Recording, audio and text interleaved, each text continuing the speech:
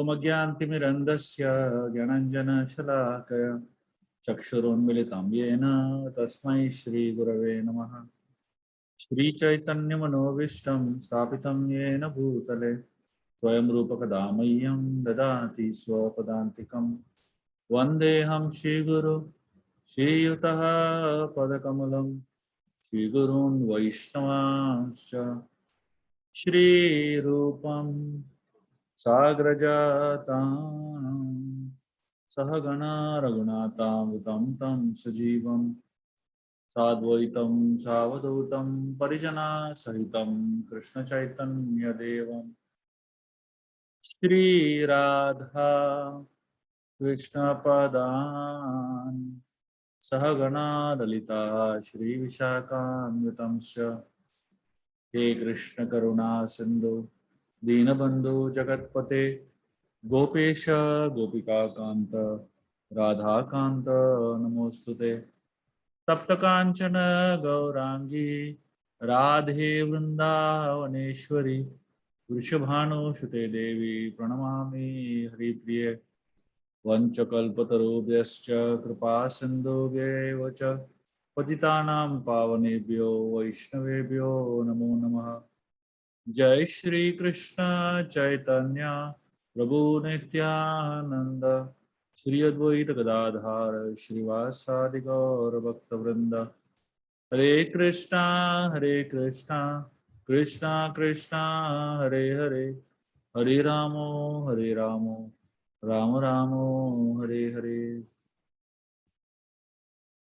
Hare Krishna. I'd like to welcome all of you all to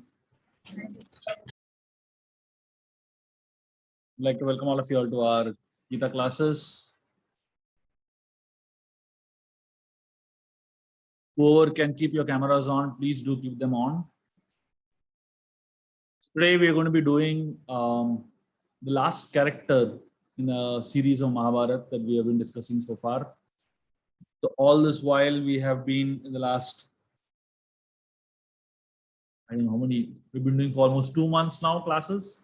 So the last 2 months or so we've been doing Mahabharata in a sense. We began by doing the storyline of the Mahabharata, and then we were discussing the characters of Mahabharata. I think we have done about 5 or 6 characters of the Mahabharata. So today is going to be the last session of this series of characters. From the next week onwards, we will be diving deep into the Gita. We'll be starting chapter-wise Bhagavad Gita. So while we are discussing this last character of Lord Krishna in the Mahabharata, I would like all of you to keep some things in mind while we're discussing this. One of the first things that I want you all to keep in mind is this is the speaker of the Gita.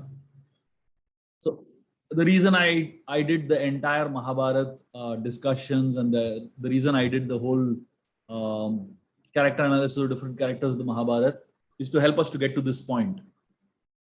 Because the Bhagavad Gita is not Bhagavad Gita without Krishna. The word Bhagavat in the Gita is Krishna, basically. And unless and until we know who Krishna is, and we clear many of the misconceptions that are around the Krishna, especially connected to the Mahabharata war, it will be very difficult for us to be able to digest the knowledge that he is giving. So therefore, I specifically chose to do the whole Mahabharata in this way, so that we are more prepared for understanding the Gita when it really begins. The last time we spoke about the character of Arjun, if you remember. For those who attended and for those who didn't but heard the recordings, you will understand what I'm saying. Arjun is the second character in the Bhagavad Gita, who is the pivotal character, because the whole Bhagavad Gita revolves around his questions and Krishna answering those. Keeping that in mind, Krishna and Arjun, these two characters are the most amazing and the most relevant characters for our study of Gita. So today we are going to be focusing on the character of Krishna, because Krishna's character is considered to be one of the most beautiful, at the same time confusing character in the Mahabharata. There are a lot of things Krishna has done, which don't really seem to be right. A lot of people feel that, he shouldn't have done all that. Sometimes feels that he has done wrong things also. So we're going to be studying all the roles that Krishna played in the Mahabharata. And as we study these roles that Krishna played in the Mahabharata, you'll be fascinated by who Krishna is. You'll be fascinated by the kind of person that he was. And the most amazing thing is, you will really fall in love with this person because he has so much multifaceted personality and so many aspects to him, which is what we are all aiming to understand and study. So having given that background, let us study and understand the character of Lord Krishna in the Mahabharata. Krishna plays many roles in the Mahabharata. He has the role of love and he has the role of law. He has the flute and he has a chakra, both. So somebody who plays the flute, we think that he won't be able to handle a chakra. And somebody who handles the chakra, we think he can't handle a flute. No, but this is Krishna. He is simultaneously someone who can handle a chakra, which means chakra represents discipline, punishment, and the flute represents love, compassion, beauty, amazement. So, the whole idea of Krishna in the Mahabharata is a combination of a charging Krishna and a charming Krishna. He is challenging the wrongdoers, but at the same time winning the hearts, charming the hearts of those who are on the right side. Krishna, he does fascinating things in the Mahabharata. And today we're going to be discussing one by one the various roles that Krishna played in the Mahabharata. The first role that Krishna played in the Mahabharata is that of a strategist.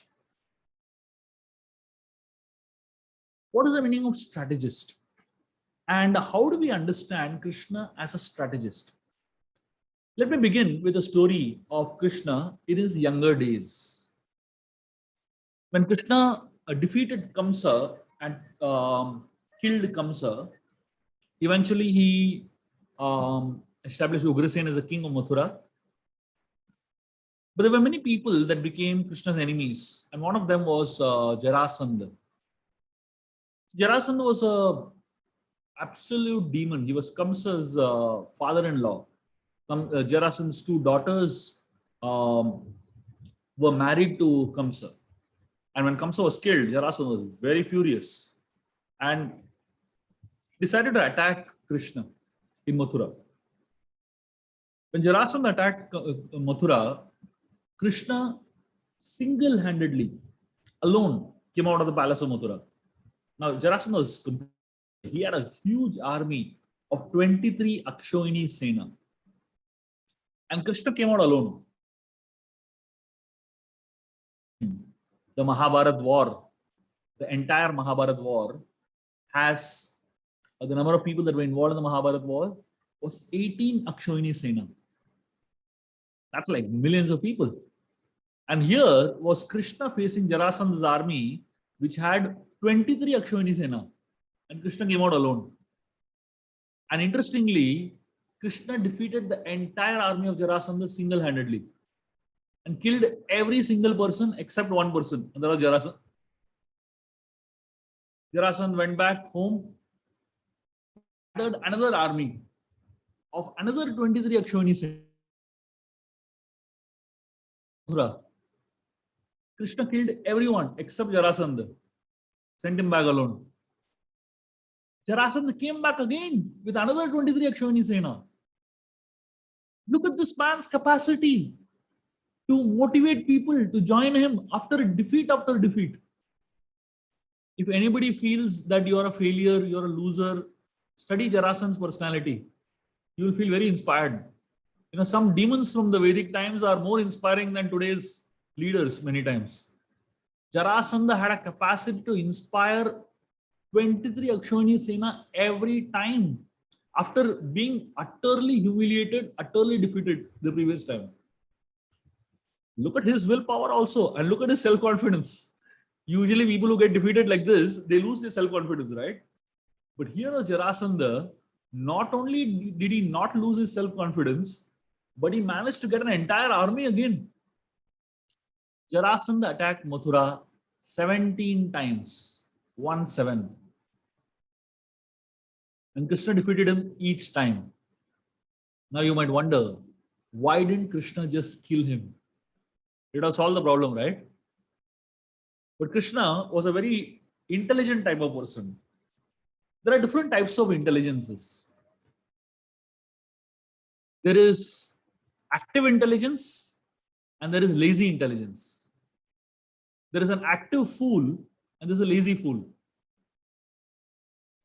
The worst type of people are active fools. If you're a fool, that itself is a problem. But if you're a very active fool, it's a real problem. And like if you look at monkeys, monkeys are very active, but also very foolish.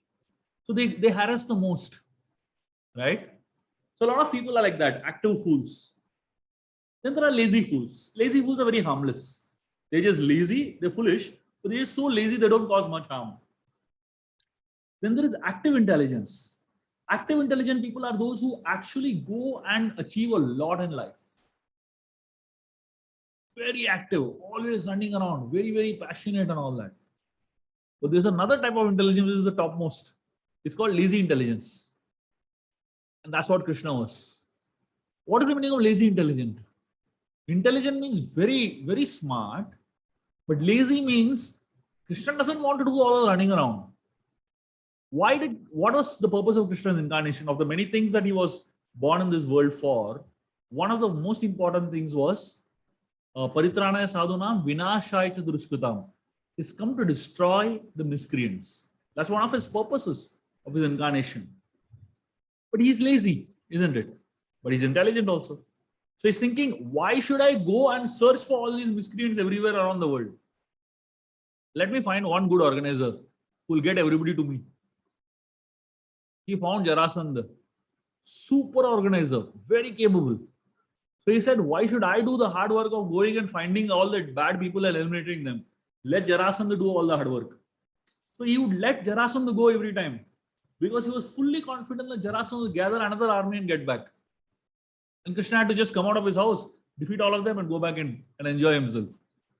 That was Krishna, a strategist. He knows exactly what needs to be done and what need not be done. There was a demon named Kalayavan who came to kill Krishna in Mathura. So the last time, the 18th time, Kalayavan and Jarasandha attacked Mathura together at the same time. And Krishna did something amazing. You know what Krishna did? He ran away from the battlefield. Now Jarasandha was very puzzled. 17 times he defeated him, and 18th time Krishna ran away. So Jarasandha began to chase Krishna, and the Kalayavan was chasing Krishna, and Krishna just ran full speed with Kalayavan chasing him behind. And Krishna entered a cave and went and hid inside. And inside that cave was a king named Muchukunda. This Muchukunda was a very powerful king, and he helped the gods in one war. Very, very powerful war. And Muchukunda was so powerful and he really helped the gods. So the gods gave him any benediction he wanted. So of all the benedictions that he could have chosen, Muchukunda said, I want sleep. I want to just sleep. I know many, many people who want this benediction particularly. They just want to sleep. They don't want to do anything in life. This is the Muchukunda benediction. So Muchukunda, he actually asked a very interesting benediction. He said, I want to sleep as much as I want and nobody should disturb me. And if anyone disturbs my sleep, I should be able to burn them to ashes. Imagine if young kids have that power to burn down anyone who woke them up from their sleep to ashes. All the mothers and fathers would be burned down by now. So Muchukunda, he was sleeping there in that cave, and Krishna came to know about that particular cave. And Krishna went and hid inside the cave. And this Kalayavan was such a fool. He came running in and he saw somebody sleeping there. He assumed it is Krishna.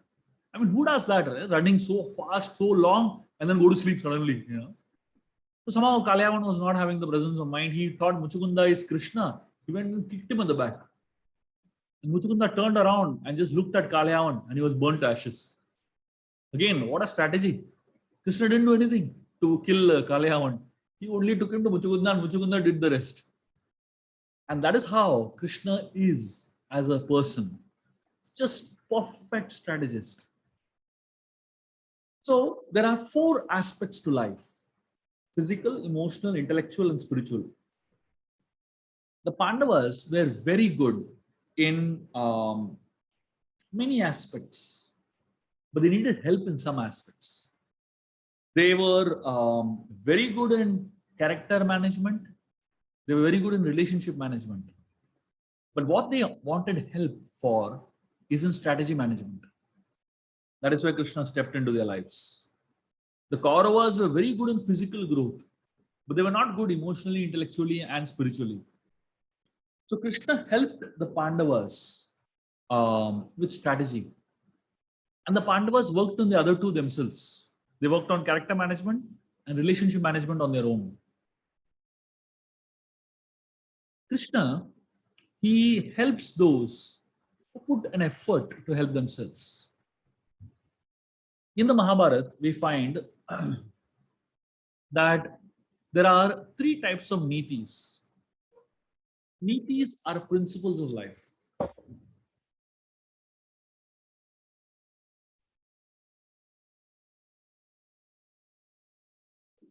The first niti is called as Brahaspati Niti. Brahaspati Niti means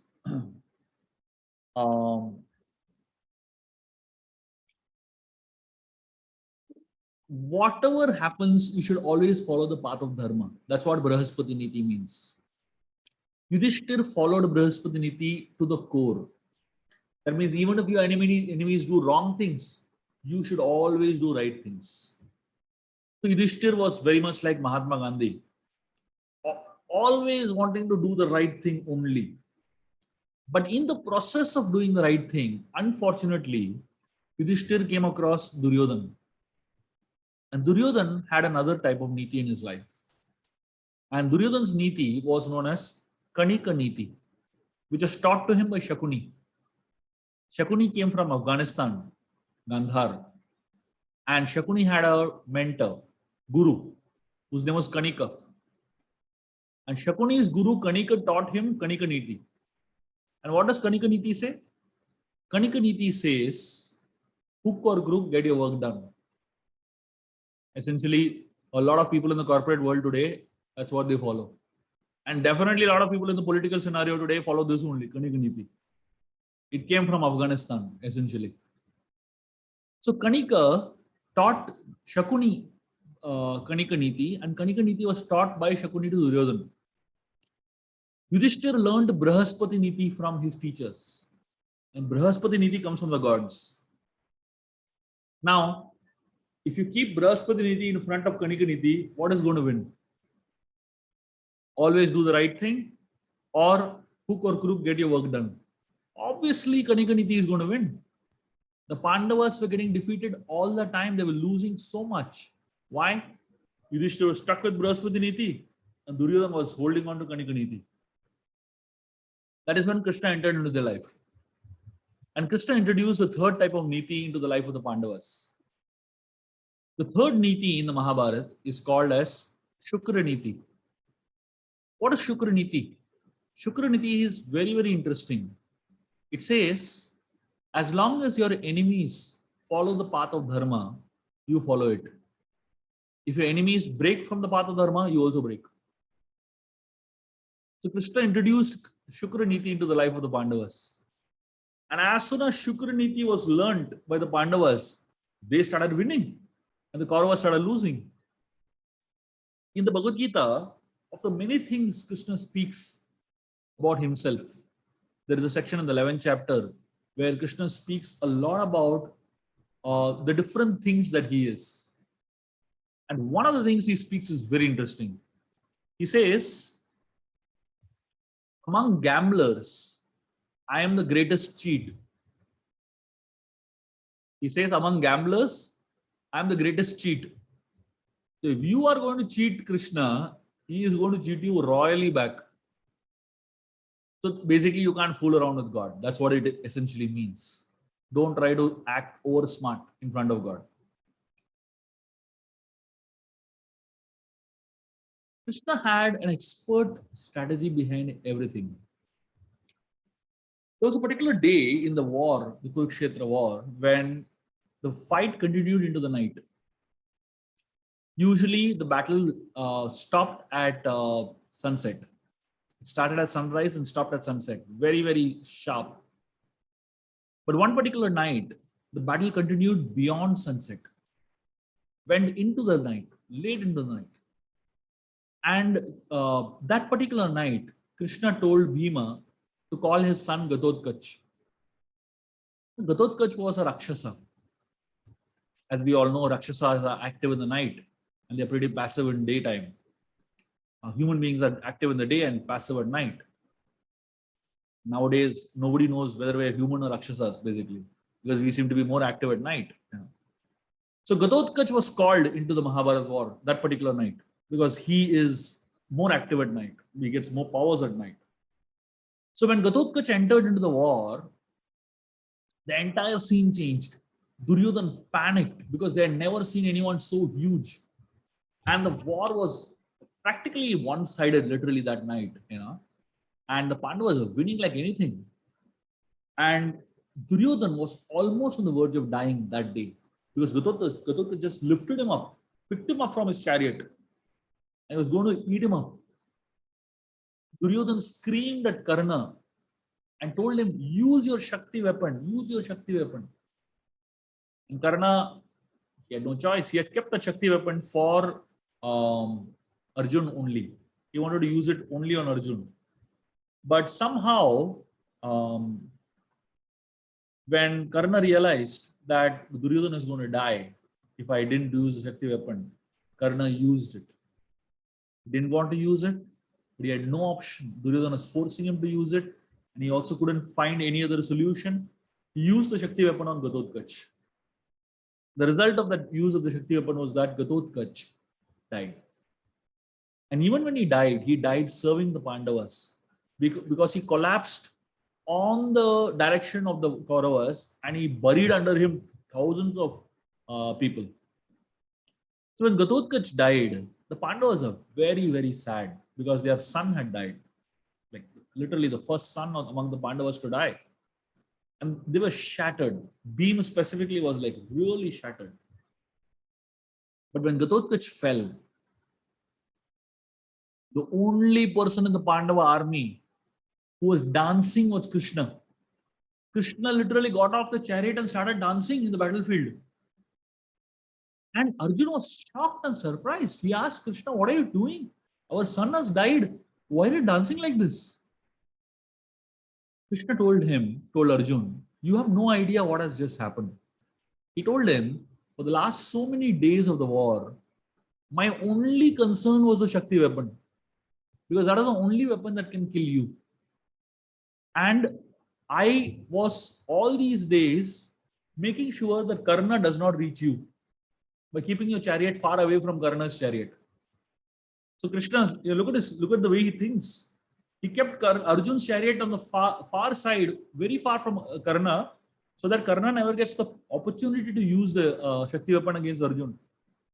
And whenever Karna somehow came in front of Arjun also in the war, Krishna made him forget the Shakti weapon.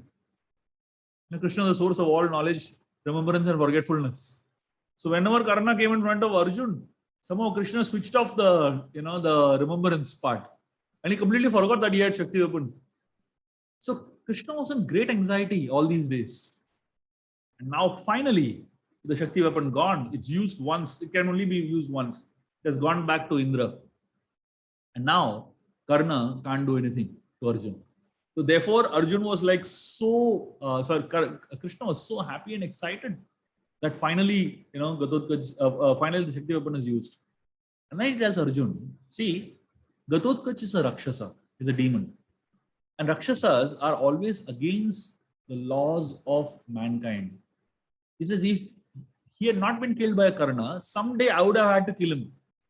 But at least now he died for a good cause. When the Mahabharata war got over and Dhritarashtra's 100 sons were dead, Dhritarashtra was devastated, very angry against the Pandavas, and specifically was angry against Bhima, because Bhima alone had killed all 100 sons of Dhritarashtra. So after the war got over, when the Pandavas came back to Hastinapur, Dhritarashtra was there to greet them. Dhritarashtra obviously was not showing his anger because he wanted to act like a fair person. So he said, I have forgiven all of y'all. I know my sons were wrong and I accept whatever has happened as destiny. So at that time, Dhritarashtra told Bhima, I know that you have killed all my 100 sons, but I have forgiven you. Come, let me just embrace you. Bhima was going actually ahead, but Krishna stopped him. So Bhima and Krishna signaled him, don't speak. And instead of Bhima, Krishna pushed the iron statue of Bhima ahead. Duryodhan had created an iron statue of Bhima, with which he used to practice every day, hitting the iron statue with a mace. And the iron statue was made exactly to the size of Bhima and the same shape as Bhima. So Krishna pushed that iron statue ahead. Dhritarashtra embraced that iron statue, but he had so much pent up anger in him. When he got to embrace the killer of his sons, he crushed that iron statue. Dhritarashtra had the strength of 10,000 elephants. Imagine if he had the ability to crush an iron statue like that to powder. What would have happened to Bhima if he had to embrace Dhritarashtra? And when that iron statue was crushed to powder, suddenly Dhritarashtra said, oh, sorry. I killed Bhima by mistake. I didn't mean to. Krishna said, don't worry, you didn't kill him. He is very much there. You only broke the iron statue. Of course, by that time, Dhritarashtra's anger had gone. Everything that is inside you has to find some expression outside, right? If you have anger inside, you have to find it some way to come out. If you don't find a proper way to express that anger, it will come out in the form of tears. Some way it has to come out. So Krishna helped Dhritarashtra just release that anger on that iron statue. And that way Dhritarashtra could deal with his anger. Look at his strategy. And therefore Krishna, the first role he does in the Mahabharata is that of a strategist. The second role that Krishna does in the Mahabharata is that of a moralist. So let us discuss this story of Krishna telling Yudhishthir to tell a lie. Yudhishthir Maharaj never ever lied in his life. Always spoke the truth. But one particular day, when Krishna realized that there's no way Dronacharya can be killed unless we do something to his son. Now, Dronacharya's son Ashwathama literally was immortal, right? One of the different, the many Chiranjeevis, one of them is Ashwathama. And literally he couldn't die. So how do you kill a person who can't die? And the only weakness of Dronacharya was his son, Ashwathama. So the only option that Krishna had was to create a lie. So now he told Bhima, go and kill an elephant named Ashwathama. Bhima went and killed an elephant named Ashwathama. He told Krishna, so Krishna told him, after you kill Ashwathama elephant, go and tell Dronacharya that your son Ashwathama is dead. So Bhima doesn't think so much as Yudhishthira. He went and killed this elephant named Ashwathama, went and told Drona, your son is dead. So Dronacharya, he said, I can't believe you because you can lie. You can do anything. He said, only if Yudhishthira tells me my son is dead, I'll believe. So Krishna went to Yudhishthira and said, go and tell him a lie. Yudhishthira said, no, I can't lie. Yudhishthira hesitated when Krishna asked him. Yudhishthira knew it is the right thing to do, but he hesitated. It is explained Yudhishthira's chariot used to be 1 inch above the ground. It never rode on the ground. Yudhishthira's chariot always hovered 1 inch above the ground. Many people say that the moment he lied, his chariot fell on the ground. Actually, that's not the answer. That's not the real understanding. The real understanding is the moment he hesitated to lie, after Krishna telling him, the chariot fell on the ground. Because he hesitated to do what Krishna told him for one moment. And then finally he said, Chalo, I'll tell lie. So he went to Dronacharya and he said, your son Ashwathama is... So basically he said, Ashwathama is dead. And then under his breath, he said, I don't know if it's an elephant or your son. Under his breath, little, because he was feeling very odd to lie totally. Under his breath, he said that. But Krishna knew this person will do some gadbad, Krishna was ready. And the moment Yudhishthira said Ashwathama is dead, Krishna blew the conch. And exactly when, Yudhishthira was saying Ashwathama is dead, and the second part, I don't know if it is your son or the elephant, Krishna blew the conch. So Dronacharya heard the first part, Ashwathama is dead, but he didn't hear the second part because the conch was too loud. And Dronacharya dropped his weapons the moment he heard Ashwathama is dead. Because Drona was fighting in this war, not so much because he wanted to fight, not so much because he believed in the Kauravas' cause. He was fighting simply because his son was fighting for Duryodhana. And Dronacharya was simply there to protect his son, nothing else, no other cause. He knew that his son can't handle it himself. But the moment his son was gone, Dronacharya had no reason to fight. He dropped his weapons. And that was Krishna's idea. Now let's just look at this idea of lying and the idea of morality from this point of view. One can never understand whether another's actions are good or bad unless you understand what is the internal motive behind that action. Most problems in this world happen because of good people trying to do good blindly, without comprehending that good is supposed to result in good and not bad. A lot of good people in this world do good without understanding that many times the good they do causes more bad than good. Yudhishthira was stuck to this idea, I don't want to lie, I don't want to lie, I don't want to lie. Without understanding that he is not wanting to lie is causing problems. Is causing more damage to society. Krishna made him lie. But that one lie of Yudhishthira actually caused more good than many of the truths that he told before. So good that makes one weak is actually bad disguised. When bad uses good to do bad, it's called duplicity. When good uses bad to do good, it's called diplomacy. I'll repeat that again. When bad uses good to do bad, it's called duplicity. But when good uses bad to do good, it's called diplomacy. What is the difference between duplicity and diplomacy? Duplicity essentially is not something that one should cultivate in one's life. Duplicity means that you are acting in a malicious way, in a harmful way to others. But diplomacy is something that one should always have.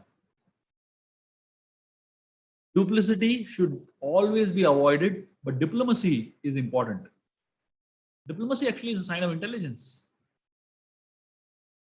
So Krishna was not duplicitous, he was just diplomatic.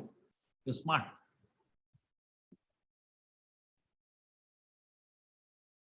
So again, the idea of morality, when Karna was on the battlefield, lifting the chariot wheel which is stuck on the ground, he began to shout at Arjun saying, "Don't shoot the arrow."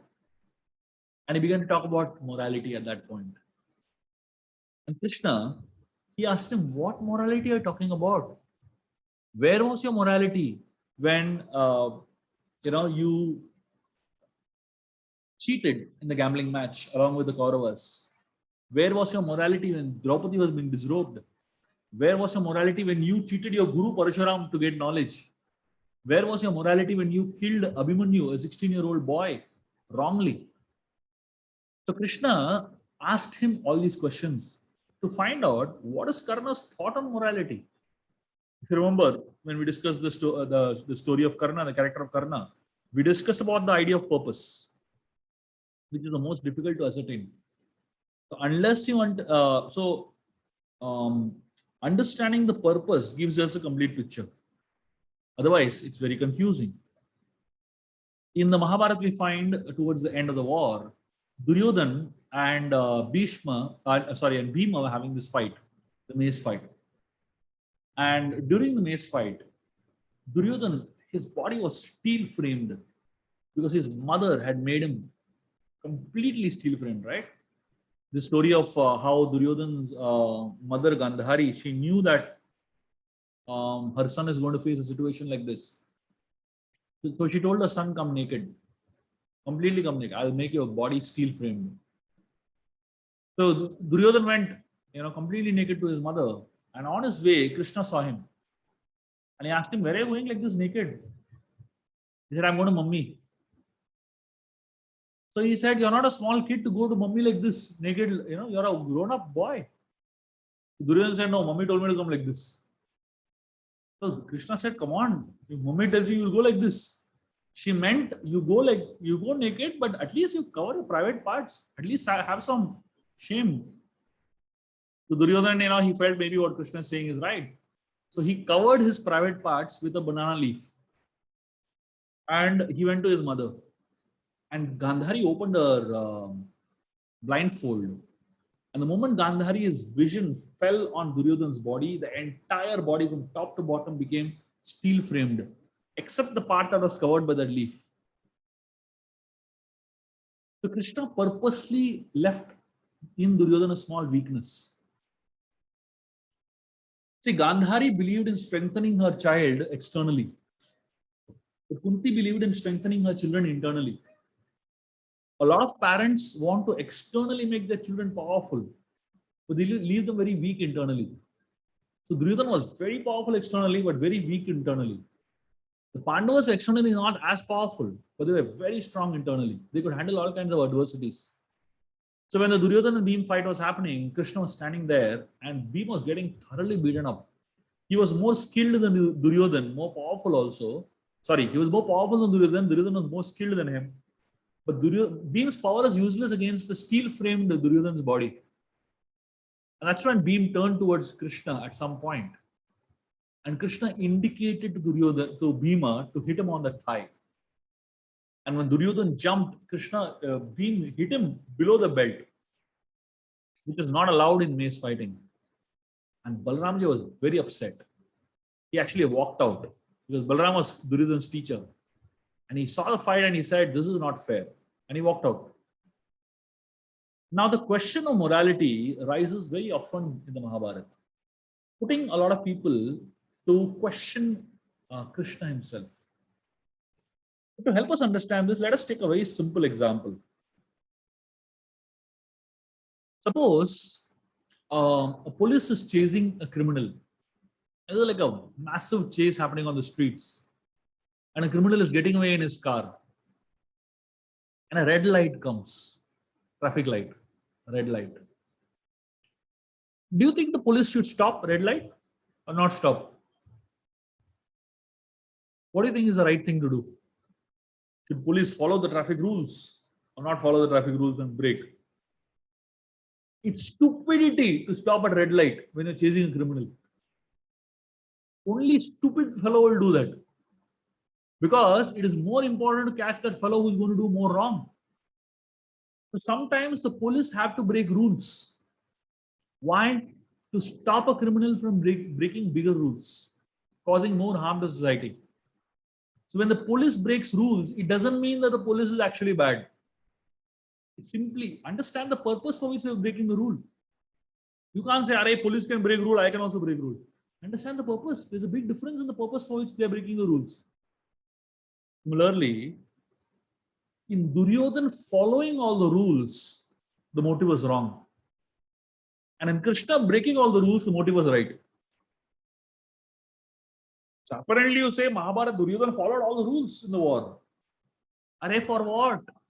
What was the motive of him following all the rules? People forget that. People forget that the motive of him following all the rules was wrong. And the motive behind Krishna breaking the rules was right.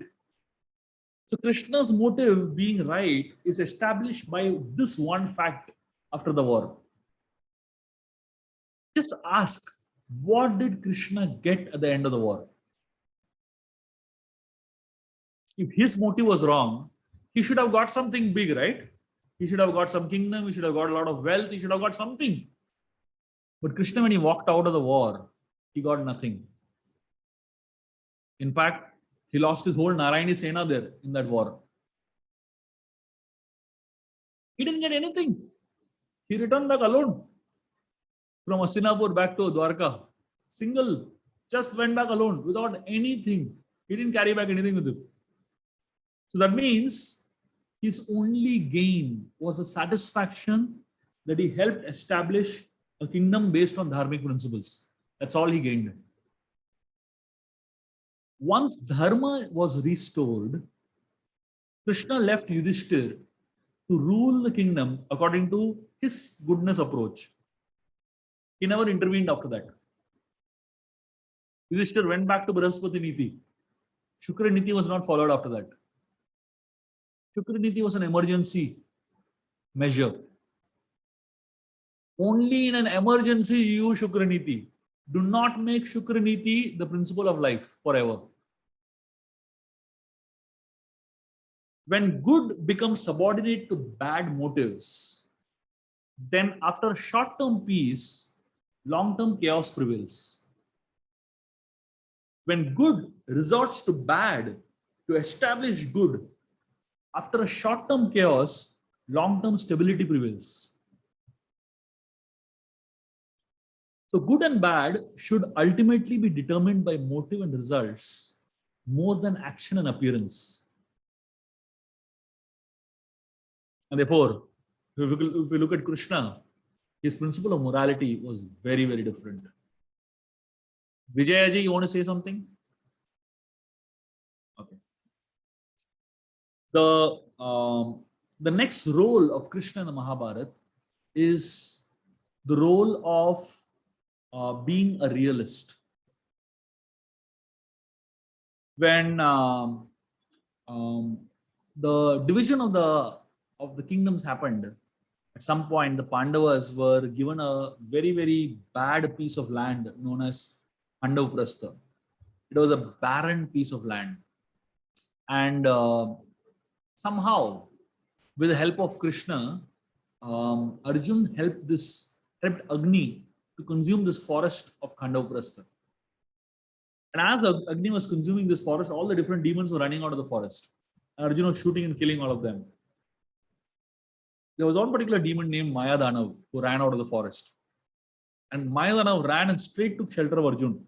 He said, "Please save my life. I'll do anything for you." And as usual, Arjun gave him shelter. And he said, "No, I don't want anything from you."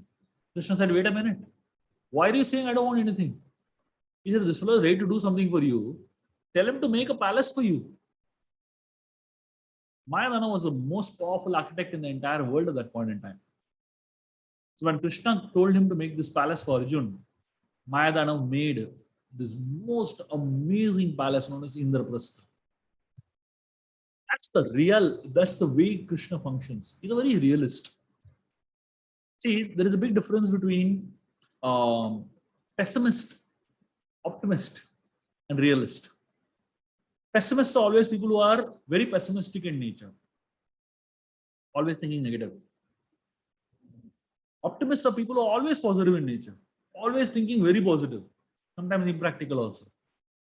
But realists are people who are grounded in reality. They know what to do and when to do. So Krishna said, "This is not the time to show your, detachment." Arjun said, "I don't want anything."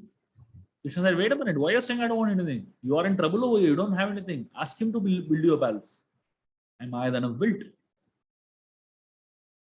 During the war, there's an amazing story when, right in the middle of the war, when Dronacharya is killed by, you know, using that wrong thing of Ashwatthama is dead, Ashwatthama gets very angry at the death of his father. So Ashwatthama comes running and he throws the Narayana Astra at the Pandava army. The Narayana Astra is one of the most powerful, aspects of life. It's one of the most powerful weapons in the whole creation, just below the Brahmastra. And Narayana Astra expands. The more you attack it, the more it expands. So Arjuna had no idea how to deal with the Narayana Astra. And at that point, Arjun, nobody in the Pandava army knew, in fact, to counter the Narayana Astra. And when the Pandavas were trying to attack it, the Narayana Astra was becoming more powerful. It was going to destroy the entire army. And that time, Krishna got up on his chariot and made declaration. He said, "All of you drop your weapons." And the entire Pandava army, every one of them dropped their weapons immediately. And Krishna declared, "All of you fall on the ground, lay flat on the ground." And the whole army, all of them, flat on the ground, offering Dandavat obeisances. Imagine in the battlefield. And only one person didn't do it. Even Arjun dropped his weapons. Only one person was Bhima. He said, "I don't care for Narayana Astra and all. I'll go and fight. I'll not give up." He was actually rushing towards the Astra to fight against it. And Krishna ran to him, wrestled with him. Imagine, Bhima, such a huge person, wrestled with Bhima, pushed him on the ground, and threw his weapon aside. And as soon as Bhima was lying flat on the ground, suddenly the Narayana Astra just disappeared. Just vanished in thin air. And no one understood how it happened. And Arjuna asked Krishna, "What happened? How did this?" Krishna gave an explanation, a very interesting explanation. He said, the only way to counter the Narayana Astra is by humility. In front of the Narayana Astra, don't act over smart. Surrender and lay flat on the ground, throw your weapons down. And anybody who is unharmed, the Narayana Astra does not attack at all. Anybody who is not attacking it, not fighting against it, the Narayana Astra doesn't attack. And the best way to deal with Narayana Astra is fall flat in front of it. Not all problems can be solved by strength. Some problems have to be dealt by accepting one's weakness. Leadership is about having the knowledge to discriminate which problem to deal by standing up and which problem to deal by lying down. In a highly chaotic atmosphere, only a good leader can stand up and give good direction. In the middle of a chaos, you cannot Google for a solution, right? The leader has to rely on wisdom. Good leaders are those who know which problem to fight against and which problem to become humble in front of. That's Krishna, a realist who knows which problem to bend in front of. The next role of Krishna in the Mahabharata is that he is an ideologist. Speaking 700 words, 700 verses of pure wisdom spontaneously is not a joke.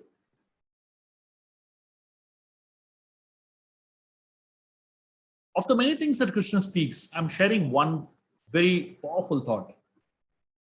Krishna says, "Aham sarvasya prabhavo mata sarvam pravartate iti matva bhajante imam buddha bhava samanvitaha." He speaks about how good decisions are made in life. He says, Buddha Bhava Samanvitaha. What is the meaning of Buddha? Buddha means Buddhi, intelligence. And Bhava means emotions. So he says, if you really want to make good decisions in life, you should have a combination of these two things: Buddhi, intelligence, and emotions. A lot of people make decisions only based on Buddhi. A lot of people make decisions only based on Bhava or emotions. But this combination of Buddha and Bhava, Buddha Bhava Samanvitaha, that combination is what Bhagavad Gita teaches us. Imagine the wisdom that Krishna has in the Gita, unlimited wisdom, shared in just 45 minutes. What Krishna spoke to Arjuna spontaneously in 45 minutes. 5,000 years later, we're still trying to understand it. It'll take us probably 2 years to understand uh, only the surface of it. Imagine the kind of depth that is there in that wisdom. And that's the kind of wisdom that we really need to live life in the best possible way. Um, Krishna was one of the most powerful leaders, and um, his ideology can help us at multiple levels. Usually, there are people who help us deal with problems or crisis at one level, but on another level, they can't help us.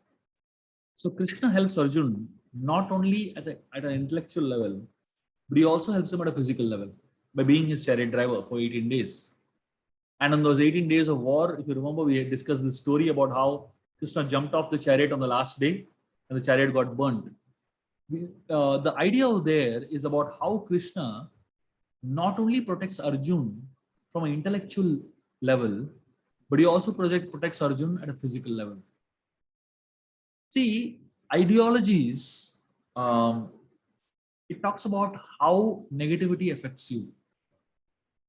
Bhagavad Gita was spoken by Krishna to Arjun when he was in the most negative frame of mind.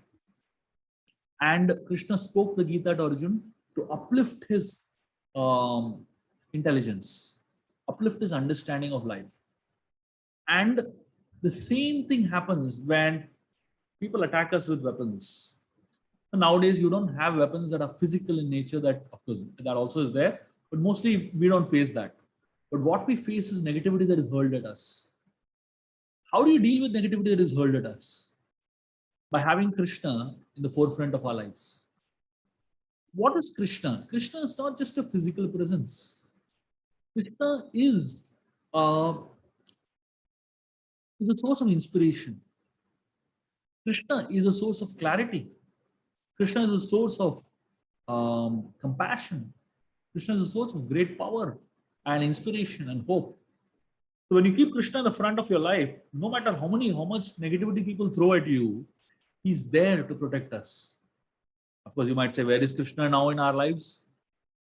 Krishna is there in the form of his Gita. The song of God, the Bhagavad Gita, is Krishna. Therefore, why are we studying Bhagavad Gita? Because it is the ideology that Krishna is teaching us. And with that ideology, we can counter and deal with all the negativity that is being thrown at us. Therefore, the first four roles of Krishna in the Mahabharata is that he's a strategist, moralist, realist, and an ideologist. In addition to that, he does three more roles. Krishna does the role of protection. When there was a demon named Banasur who had kidnapped 16,000 princesses, and Krishna actually attacked Banasur and killed Banasur. When Krishna killed Banasur, the 16,000 princesses were set free. And Krishna told all of them, go back to your homes. And the 16,000 princesses told him, we can't go back home. Who will marry us? How will our parents accept us? We have lived in this demon's palace for so many days. So he said, we can't go back to society. You know what Krishna did? And the princesses, 16,000 princesses said, please keep us as your maidservant. Krishna married all 16,000 of them and gave them the status of the queens of Mathura. Imagine if anybody else was in Krishna's place and this demon He had been having these princesses with him for a pretty long time. Who would have accepted these princesses? Not only did Krishna accept them, but he also gave them status of queens. Somebody who should have been rejected by society got the status of the queens of Krishna. Imagine the protection of Krishna and the ability of Krishna to protect his devotees. Just after the Mahabharat war, the Pandavas were having a discussion. Among them, who is the greatest hero? The Pandava army, somebody said Arjuna is actually the biggest hero of the Mahabharata. Somebody said Bhima is actually the biggest hero. They were very confused. And they finally decided, let's go and ask Barbarik. There was this very powerful demon named Barbarik who came before the war, just before the Kurukshetra war.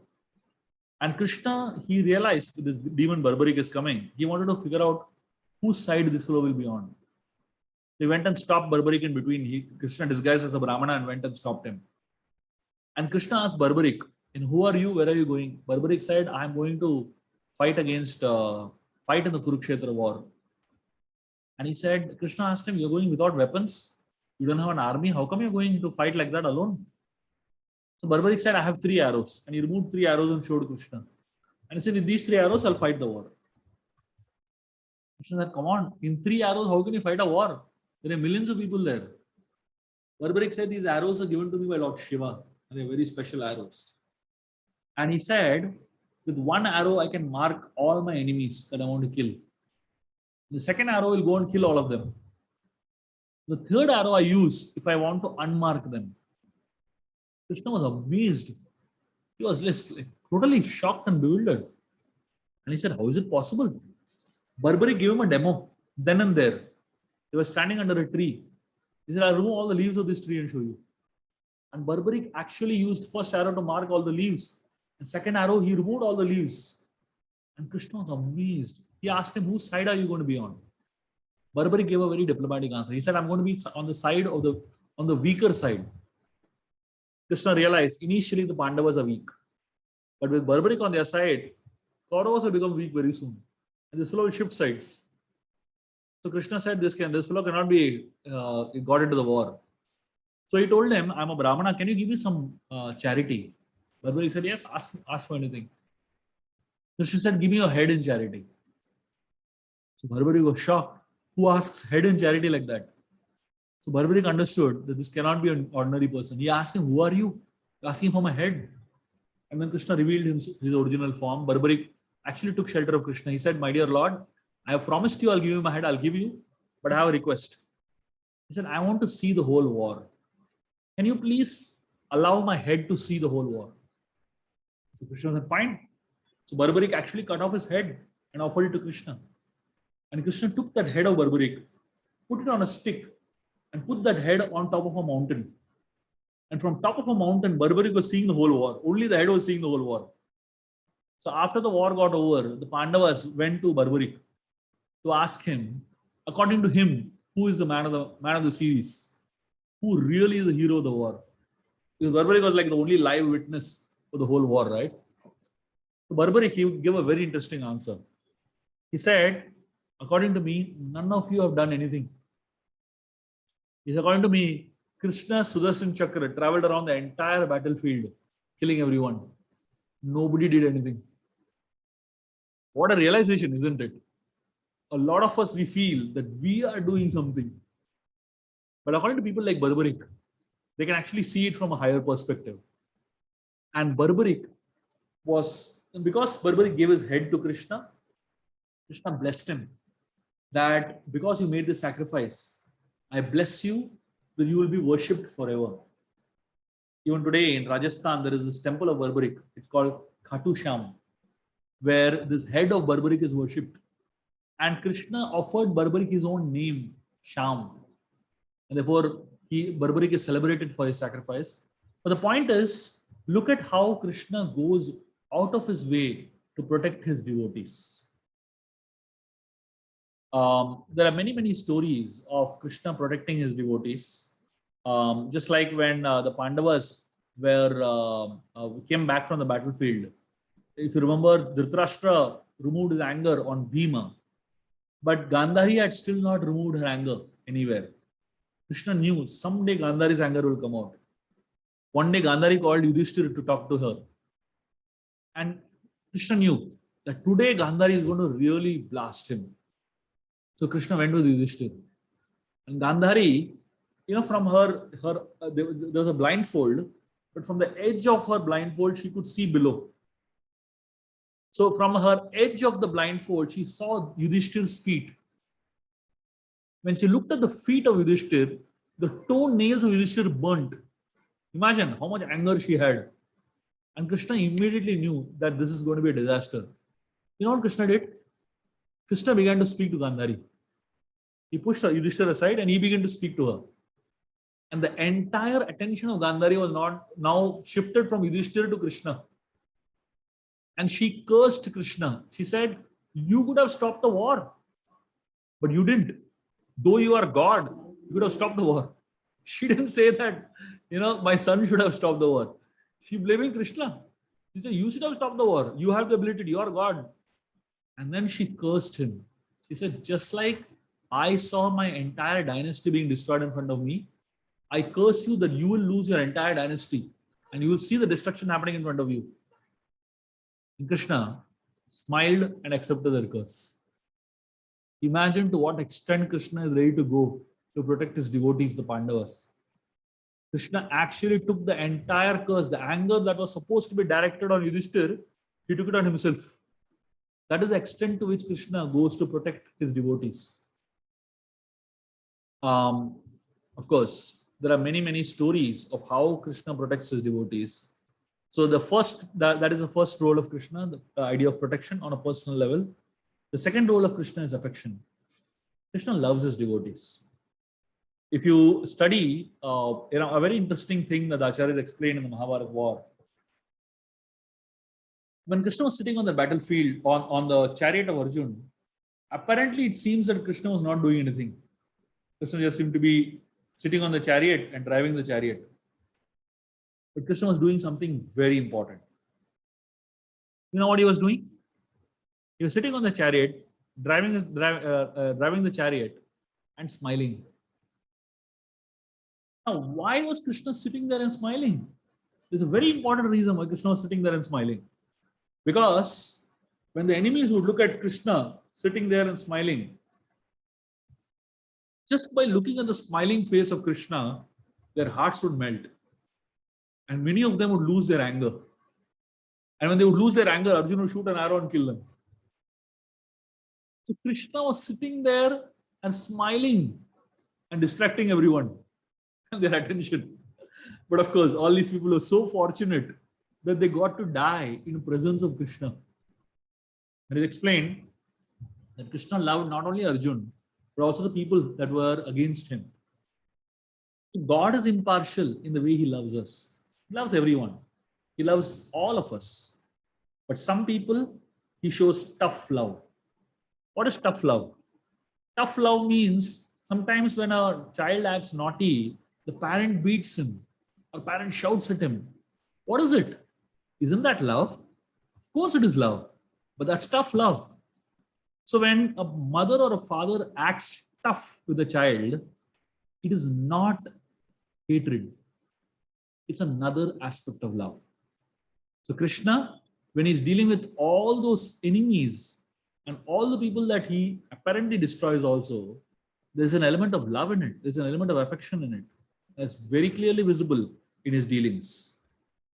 If you look at Krishna's dealings with Sudama, his friend, the most amazing kind of dealings that he had. He had so much love for his friend. Somebody was a long lost friend. And Krishna's love for Draupadi was so amazing. Every time when she was in trouble and she called out to Krishna, Krishna was there. And his affection and protection for the Pandavas was very, very obvious. And the last role of Krishna in the Mahabharata is salvation.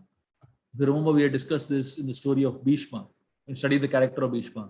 While Bhishma was on his deathbed, there were 3 people present there. Yudhishthira was dressed gorgeously as a king. Draupadi, who was his greatest regret, and third was Krishna. Krishna was, though Bhishma did so much wrong, Krishna didn't give him up. Krishna didn't abandon him. Krishna was there for him during the last stage of his life. Bhishma had a very, very powerful desire when he was fighting in the war. There was one particular day when Bhishma was very angry at Krishna. If you remember, I told the story of these 5 arrows that Bhishma had taken a vow to use to kill the 5 Pandavas. And Krishna somehow, tricked Bhishma to trick Duryodhan to take those 5, give the 5 arrows to Arjun. Bhishma was very upset with Krishna that day because he realized that Krishna make him break his vow. He said, because Krishna has made me break my vow, I'm going to make him break his vow. And that day, Bhishma fought like mad. It almost seemed that the war will get over that day only. And Krishna, he was so angry at Bhishma, he jumped off the chariot and he ran towards Bhishma. On his way, he picked up a chariot wheel. And that chariot wheel became the Sudarshan Chakra of Krishna. And rushing to kill Bhishma, Krishna took a vow not to lift weapons in the war. And Bhishma made him break that vow. Because Krishna made him break his vow, Bhishma got his revenge and made Krishna break his vow. And when Krishna ran towards Bhishma with that chariot wheel rotating on his fingers, and Arjun was holding Krishna's feet, Krishna was dragging Arjun along with him literally. He was so angry at Bhishma. But Bhishma, you know what he did? He dropped his weapons and he held his hand out. He was happy to die in the hands of Krishna, waiting for Krishna to kill him. Of course, Arjun didn't allow him to kill. But the point was, when Bhishma saw Krishna running towards him, sweating, all the dust from the battlefield on his face, and Krishna's hair flowing in the breeze, and Krishna was running at such a pace with so much anger, Bhishma loved that scene. And he wanted to remember this scene at the last stage of his life. When Bhishma was dying on that battlefield, Krishna sat next to him. And when Bhishma saw Krishna, he only remembered that scene, the scene that you're seeing on the slide in front of you. This is the scene that Bhishma wanted to meditate on his deathbed. And because Krishna represents this idea of salvation. When we remember Krishna at the time of our death, we never have to come back to this material world again. The cycle of birth and death gets completely absolved for somebody who remembers Krishna at the time of death. And we get to go back to the spiritual world, the abode of Krishna, and be with him forever.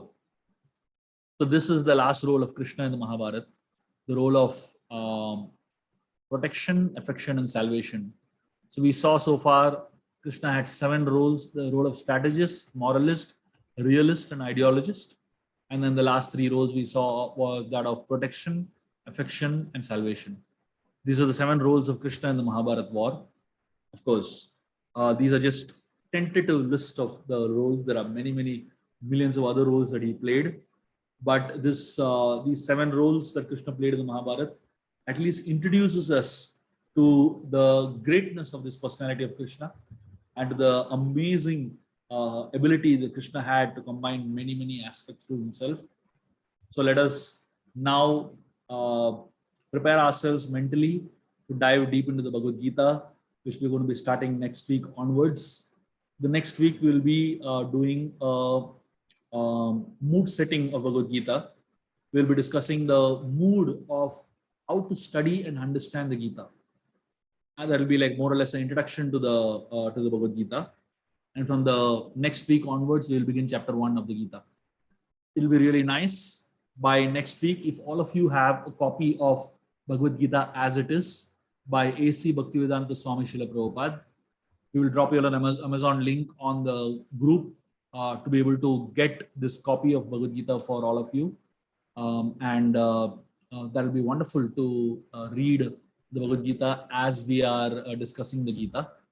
And also I wanted to announce that this week on 18th of November, which is the day after tomorrow, Thursday, at 7 p.m. we are having a program in Shivaji Park in SVS Hall, This is going to be one of the last programs of Kartik month.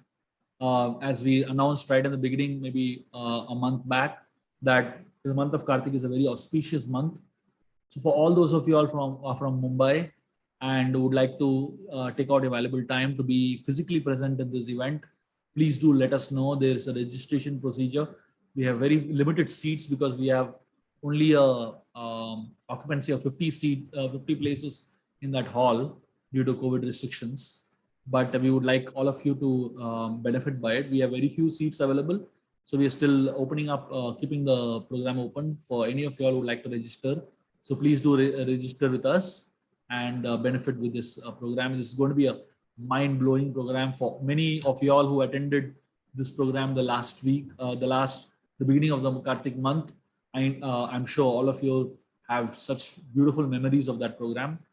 So we're going to do the same program again this week. Obviously, the flavor is a little different. And even for those who attended last time, if you would like to come in this time again, you're most welcome.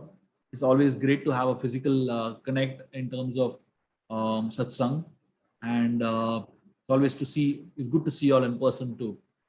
So with that, I would like to end now. Anybody has any questions or comments, please? Hello.